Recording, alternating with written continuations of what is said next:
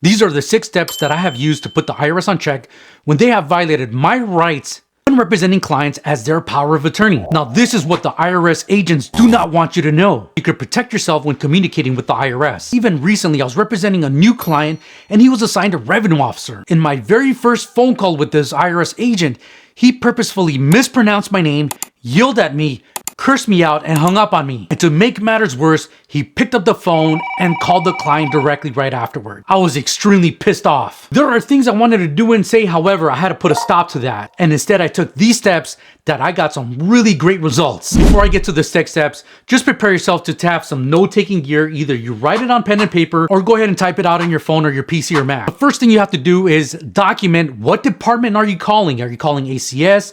A revenue officer, field collections, practitioner, priority service, whatever. Second thing is, what phone number did you call and the time you did call? And when the agent gets on the line, they're supposed to identify themselves with their name and ID number of the IRS. And if they say it way too fast, always calm them down and say, hey, you know what? I didn't quite catch that. Could you repeat it a little slower? Because sometimes they get on the line, they say, this is Mr. Smith. My ID number is 1, 2, 3, 4, 5, 6, 7, 8, 9.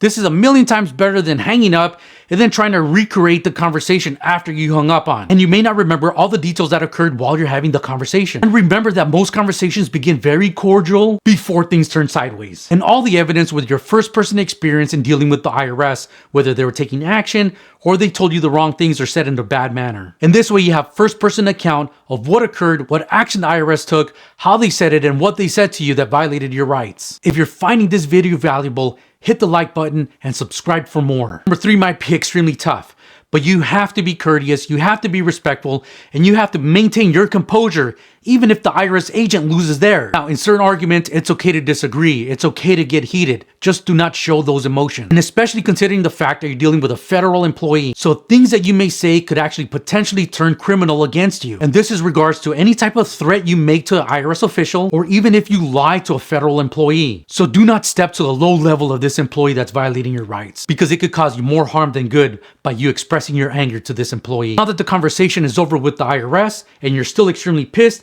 now you could express your anger, yell into a pillow, punch a punching bag, kick, scream, do whatever you want to do. Don't throw your phone. You know, these things are not worth over $1,000 anyway. But review the notes that you took with the conversation, what the IRS said, and you have to review your taxpayer bill of rights. Check out the links below where I will post your taxpayer bill of rights. I want you to compare which rights were violated. And there are several things that the IRS agent said or did that violated numerous rights. Now, before you make the official complaint, I want you to open up either Microsoft Word, Google Docs, or whatever you prefer, and start writing down in the following format. 1 would be the right that was violated. Just write down what the rule is. 2nd, I want you to just write a small analysis of what that IRS agent did and said and how that violated your right. And keep doing that for every single right that was violated for you.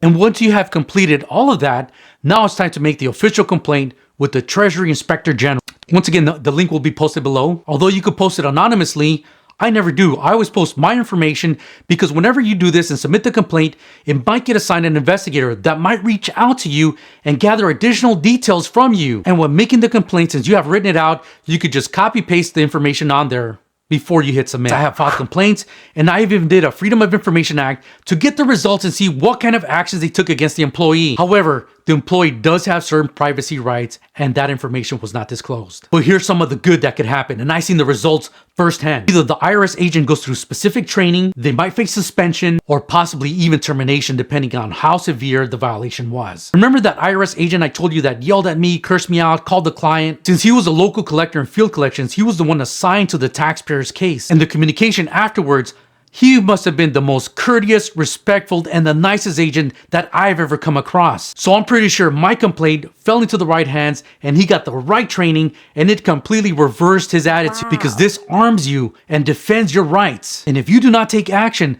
the IRS is going to continue to violate other people's rights. So take action and always file a complaint every time an IRS agent oversteps their boundaries. And also, sometimes in my experience, when somebody's dealing directly with an IRS agent, and it's really common for field collections or even IRS audits, sometimes the conversation I have with my clients is, did the IRS ever overstep their boundaries? Have they been rude to you? Did they yell at you? Did they tell you something funny that occurred that you feel is not right? And sure enough, These agents, they're very arrogant, very powerful, and they sometimes think that you are so ignorant you do not know your rights. And so sometimes filing a complaint against an IRS agent is the appropriate thing to do, and this way you could counterpunch and put the IRS on check. And if you're having tax problems, you can't figure out your way around this, or you're dealing with a pesky IRS agent and you want me to step in your shoes as your power of attorney, comment 911.